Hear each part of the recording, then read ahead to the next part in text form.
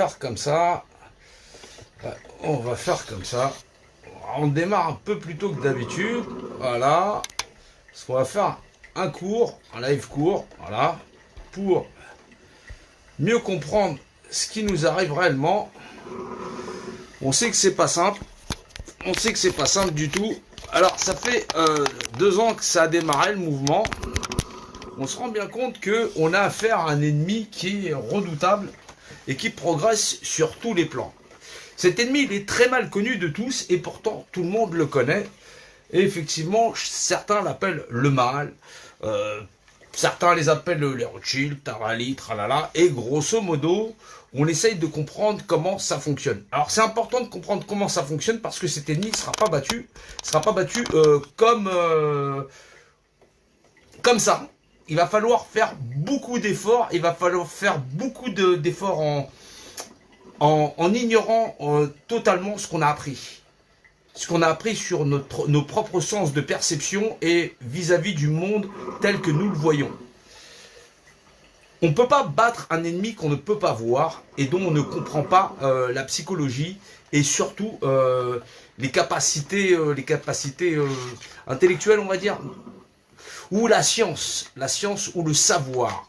Donc à savoir égal, combat égal. Mais là, on a affaire à des gens qui maîtrisent un savoir, non pas que vous ne pouvez pas maîtriser, mais dont vous ignorez totalement ou vous faites semblant d'ignorer, parce qu'on vous a conditionné à ça, tous les aspects dans votre vie. Alors c'est important de savoir que vous existez, ça c'est la première des choses, vous existez, vous êtes la réalité, vous voulez protéger vos familles, vous voulez protéger votre nation, vous voulez protéger effectivement votre environnement, mais pour ce faire, et pour pouvoir arriver à vaincre cet ennemi, il va falloir penser comme lui. C'est très important. Personne ne va au combat sans connaître ni le terrain, ni l'adversaire, ni même la manière dont doit penser cet adversaire.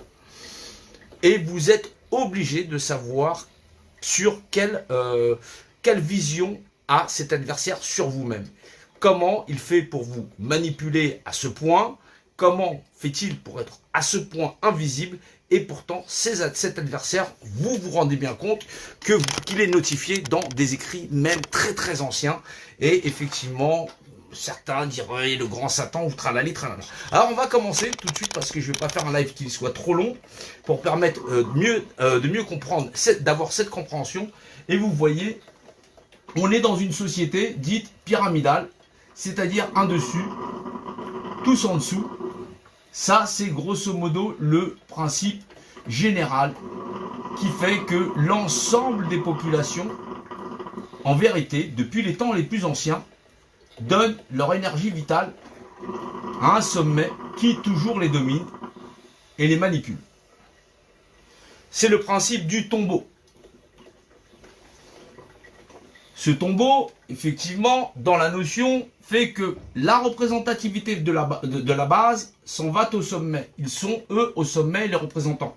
Ils définissent l'image de l'État unifié. La loi des ensembles, ils récupèrent l'énergie de la représentativité.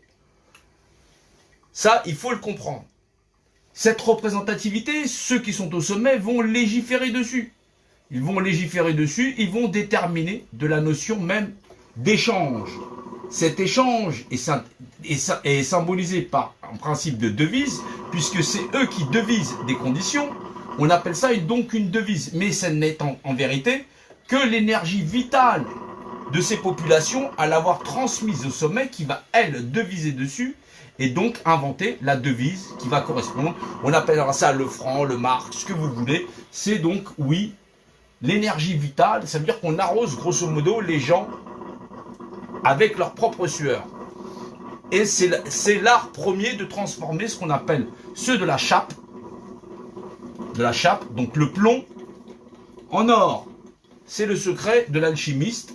Voilà, les alchimistes, c'est le secret du fameux Poséidon, le dieu grec que vous connaissez. Voilà, Poséidon, père de Polyphème, dit le cyclope, n'a qu'un œil. Voilà, Polyphème, c'est celui qui règne, le fameux n'a qu'un œil. Alors, on va s'intéresser tout de suite à l'origine de cette alchimie. C'est là qu'on va pointer pour comprendre ce à quoi on a affaire. Alors, on va reprendre là, puisque vous connaissez à peu près cette pyramide, mais vous devez comprendre le concept général de l'alchimie dans sa base, c'est-à-dire le secret des magiciens. C'est le secret de la fameuse pierre philosophale. Alors oui, on va reprendre ça assez rapidement. L'univers, il existe, oui ou non? Oui, il existe, et donc il existe par la notion de représentativité. Puisqu'il existe, voilà, il existe par la notion de représentativité, voilà. Par la notion de représentativité, puisque rien c'est quelque chose, puisque je peux le nommer. Et quand je dis rien, c'est absolument rien, il n'y a pas de planète, il n'y a pas de matière, il n'existe absolument rien. Je suis désolé si on voit à l'envers. Voilà, il faudra sinon inverser l'image, vous récupérez la vidéo, vous la retournez. Donc rien est quelque chose puisque je peux le nommer. Donc si je le nomme, je définis, voilà, un état unifié, solidarisant le tout du tout. C'est la notion de Deus. En latin modernisé français, définition imagée d'un état unifié. Les Anglais disent global, organisation, définition. Ça permet de conceptualiser le tout du tout. Maintenant, il faut comprendre aussi que dans cette notion,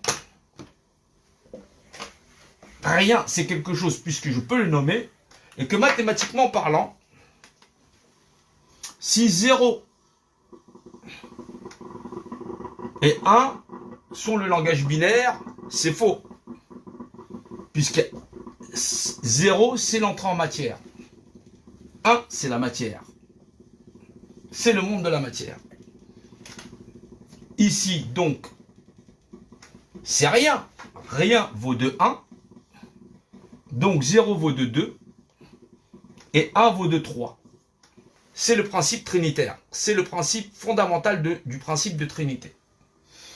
L'esprit qui engendre toute chose et engendre la matière. Chaque individu, c'est la notion de Deus, rien, tout, c'est le rien ou le tout, puisqu'on peut le nommer. Voilà, on définit l'état unifié, et ainsi de suite. C'est la notion de Deus, Dieu, donc Dieu dans l'excellence. C'est la notion même de structure. C'est la législation qui, elle-même, engendre, par équité, la représentativité de toute chose. Cette notion de représentativité vaut pour 0. Elle lui confère à la fois l'esprit de toute chose et le retransmet dans la matière. Puisque ceci, c'est la matière dans la notion, c'est donc l'aspect matérialisé des choses. Vous entrez en matière, voilà, et donc, à ce moment-là, dans la structure même de la matière, c'est-à-dire vous êtes un individu, vous possédez l'aspect trinitaire. Vous êtes à la fois le matériel, mais pour un individu, c'est-à-dire un être humain, vous êtes à la fois 0, puisque vous êtes dans l'univers, ça c'est la notion de trône, et ça c'est la notion de matière. La matière, vous connaissez les règnes dans la matière, minérale, végétale, animale. C'est les notions structurelles de cette matière. Structurelle dans la structure matérielle. Avant même d'exister en structure matérielle, il existe donc l'aspect spirituel. C'est la notion de trône qui ramène à l'aspect primaire, qui est effectivement 1 vaut de 3 tiers. Il vaut 3 tiers, celui-ci vaut de 2 tiers, celui-ci vaut de 1 tiers. C'est l'aspect matériel de toute chose. Maintenant, il faut comprendre que, à la fois, pour chaque individu, dans la notion de rien, donc Dieu, voilà, vaut 3 tiers, voilà, mais il est 1, c'est l'aspect de la Trinité en lui-même, il a toute valeur, que l'entrée en matière vaut de zéro, c'est-à-dire la notion de néant, et l'apparition de la matière, ici, cet esprit-là vaut de 2 tiers, et celui-ci vaut de 1 tiers. Celui-ci vaut de 2 tiers, voilà, 2 tiers, et celui-ci vaut de 1 tiers, voilà, dans la notion. Nous avons 3 règnes. Le minéral, un caillou, on va mettre, le végétal, on va faire un arbre, voilà, et l'animal, on va faire l'homme. Chacun de ces éléments est un aspect structurel. Structurel dans la matière. Il vaut dans la matière, chacun, 2 tiers. 2 des tiers. Dans son aspect structurel. Voilà. Le 2 tiers, voilà, dans son aspect structurel. L'esprit qu'il a mis et qui l'habite, c'est-à-dire sa composition, hormis sa masse, et son aspect spirituel. C'est la notion qui vaut 1 des tiers. C'est la notion même de l'esprit. Qu'il soit de l'or, qu'il soit du plomb, c'est l'esprit de sa masse en tant que masse physique. Autant pour l'arbre, si c'est un chêne, si c'est un frêne, c'est son essence même. Voilà. C'est l'essence de ce qu'il est. Pour l'homme, c'est sa matière grise, c'est-à-dire qui vaut 1 des tiers. C'est sa capacité à agir sur lui-même dans la matière. On doit comprendre aussi dans cette notion que l'ennemi qui assaille l'homme, lui-même, voit le monde de cette même manière. Il sait que la notion de Dieu, c'est donc la définition de l'état unifié. Il sait que l'aspect le plus important à maîtriser dans chaque chose, c'est l'essence de chacun dans chaque chose. C'est-à-dire que s'il domine l'homme, il domine sur la matière de l'homme. Ainsi, lorsque vous passez dans une foule, vous dites pardon, c'est votre esprit qui le dit, il le fait valoir par votre corps, et comme par miracle, la foule s'écarte parce que vous avez agi dans l'immatériel, dans la matière. Vous la pénétrez parce que l'esprit lui-même agit sur la matière. L'homme est capable d'agir lui-même sur toutes les autres règnes puisqu'il en est le dernier. Il est la matière qui est capable de se mouvoir. C'est ça, sa réalité. Il est l'esprit, même des choses, matérialisé, capable de se mouvoir. Il est le dernier des règnes, du minéral, au végétal, à l'animal. Il est un être civilisationnel, ce qui lui permet aussi d'avoir d'autres notions dans la compréhension de ce qu'il est.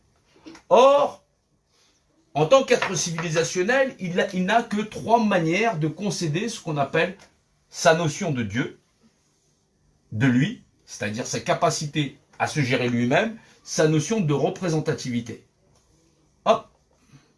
Il faut donc comprendre ce qu'il est par essence.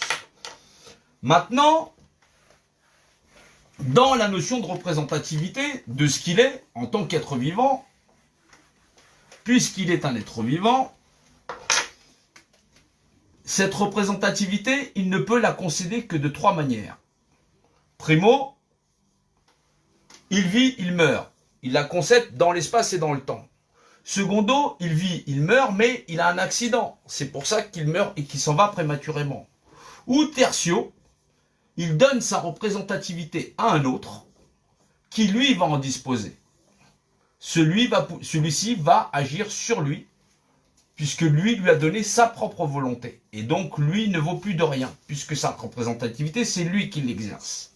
Il exerce donc pour 2. Il est le dominant, il domine sur son frère. Lorsque vous êtes 2, c'est facile à dépêtrer.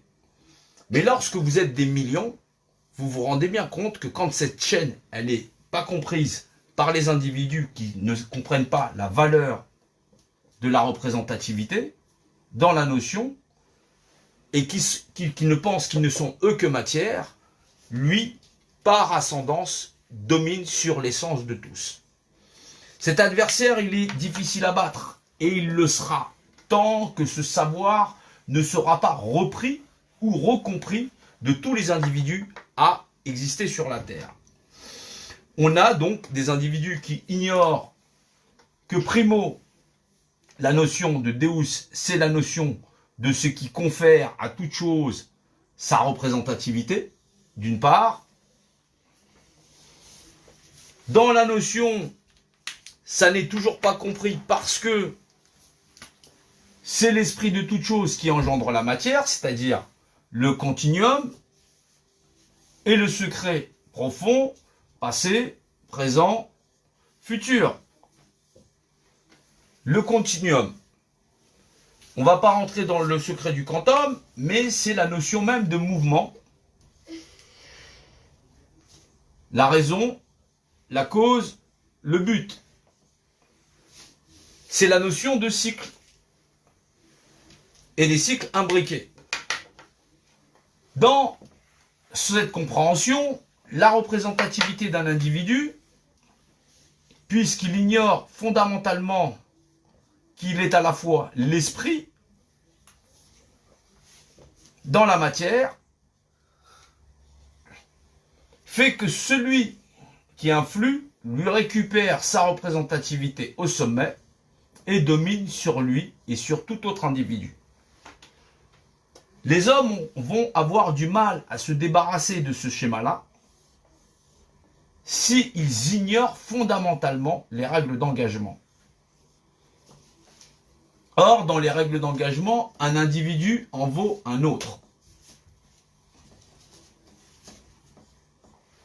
Et de ce fait-là, lorsque vous donnez votre volonté à un autre, il en est légalement propriétaire. Vous avez concédé ce que vous êtes. Cela vaut d'un individu sur un autre, puisque si celui-ci lui concède, lui, il le récupère. Cela vaut d'un peuple sur un autre, puisqu'effectivement, lorsque deux pays se font la guerre et que l'un l'emporte, il domine sur l'autre jusqu'à des fois avaler ses frontières. Et cela vaut d'un monde sur un autre, et d'une forme de vie sur une autre. Or, des temps les plus reculés, cette pyramide dans la structure est là et trône en maître comme modèle de société. Elle n'est pas simplement une structure de pierre, il faut le comprendre, c'est une déclaration de guerre qui dit ici, nous allons récupérer le monde dans lequel vous vivez, c'est-à-dire les trois dimensions physiques,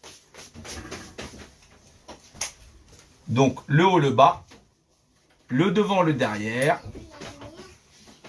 le devant, le derrière, le haut, le bas, et les notions de côté. Et nous allons enclaver dans sa structure, puisque cette structure a 4 côtés, vous enfermez enfermez vos 4 dimensionnalités. C'est les 3 dimensions physiques dans la globalité et la 4e dimension, c'est-à-dire vos capacités à l'analyser.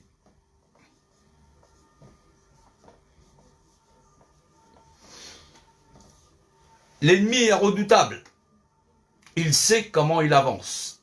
Il sait à la base, il a formé des générations d'ignorants qui ignorent fondamentalement les lois du vivant, de l'esprit et de la matière.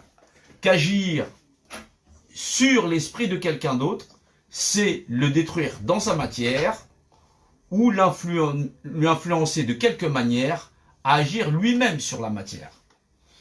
Ici, il dit, je suis le dominant, je vous dirige, je vous commande, j'agis par mon esprit sur vos esprits, et effectivement, vous agirez vous-même sur le vivant, sur le minéral, sur le végétal, voire même sur l'animal, en vous déclenchant des guerres. Cette forme de civilisation s'appelle le contrôle par hiérarchisation pyramidale. Elle a formidablement conquis toute la planète, en dominant sur toutes les civilisations et toutes les populations. Largement dénoncée dans l'histoire et fait couler beaucoup d'encre, elle a créé 3 dogmes principaux que sont effectivement les Davidiens, Israélite, la chrétienté et l'islam, pour dénoncer le contrôle par hiérarchisation pyramidale. Chacune de ces maisons c'est fait tout de suite enclavé par une structure pyramidale pour recontrôler les populations, surtout pour pas qu'ils ne rentrent dans la connaissance du savoir, de l'esprit de toute chose et dans la capacité à s'émanciper de ce mal. Ce mal est très très loin et très très vieux sur la Terre. Il domine depuis très très longtemps et il va falloir que beaucoup s'enquièrent du fait de comprendre fondamentalement comment cela fonctionne. Alors on a fait un live la dernière fois où effectivement on a beaucoup détaillé. Là c'est un petit live histoire de remémorer et de comprendre qu'il va falloir apprendre bien des choses plutôt que d'avoir une opinion sur Trump, pas Trump, masque, pas masque. C'est taper à côté des choses. Les propriétés d'une structure appartiennent à une structure. Les propriétés de la pyramide, donc, sont dans la pyramide. C'est donc sa propriété. Et les individus et tout ce qui sont dedans sont donc la propriété de la structure. Il en est ainsi pour les lois du cercle, le carré pour le carré, le cube pour le cube, je veux dire, voilà. La sphère pour la sphère et la pyramide pour la pyramide, vous vous en doutez bien. La mathématique de chacune, effectivement, c'est sa mathématique. Donc nous avons les trois dimensions plus la dimension spirituelle qui est enclavée, le système d'exploitation, puisqu'il existe une cinquième face, repose sur l'ensemble du globe, puisqu'elle est représentée, et donc utilise donc la représentativité comme notion, puisque c'est la représentativité qui est captée à sa source, légiférée, et permet de contrôler l'ensemble des individus en devisant dessus et en leur installant une devise. Donc oui, il faut être au niveau pour mener ce combat, il faut donc être bien armé, comprendre fondamentalement le monde de l'invisible, le monde du visible, sans rentrer dans une espèce de divagation où effectivement on n'aurait pas compris réellement le fondement de cette structure et effectivement les cultures qui se sont levées dans l'art de faire qu'une seule armée pour pouvoir éradiquer ce modèle de société.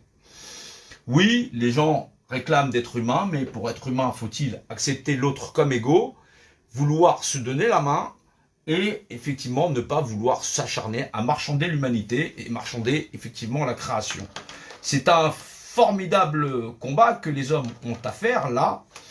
Et effectivement, il ne va pas falloir se détourner du chemin parce que ça va barder. Ça va réellement barder et que ça n'est là que le début du prémisse qui fait qu'aujourd'hui, on propose de vacciner l'ensemble des populations pour pouvoir marquer le bétail et ce bétail être sacrifié puisque effectivement, vous vous rendez bien compte que cette loi ne vaut que pour un individu face à un individu, un groupe d'individus face à un groupe d'individus, et un planétoïde face à un autre planétoïde.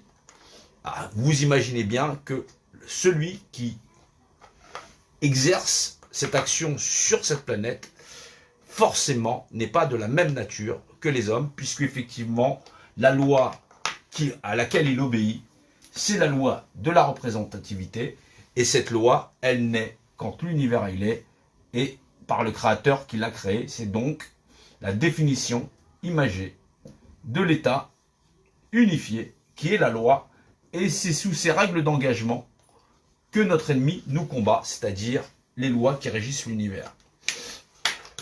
Donc oui, ça n'est pas le moindre des adversaires, il est surtout très redoutable. Nous allons approfondir cela, nous allons pouvoir arriver à unir des gens qui seront capables de travailler dans cette compréhension.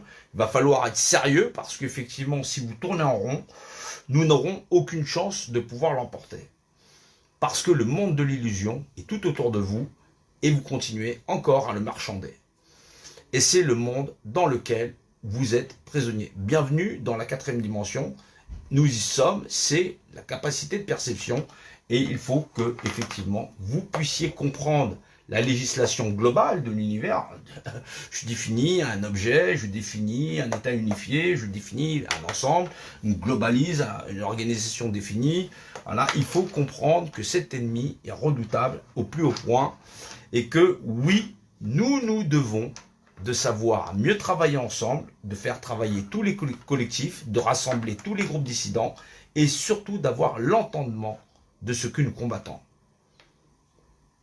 C'est depuis très très longtemps que cet ennemi-là, depuis très très longtemps qu'il a fait couler beaucoup d'encre.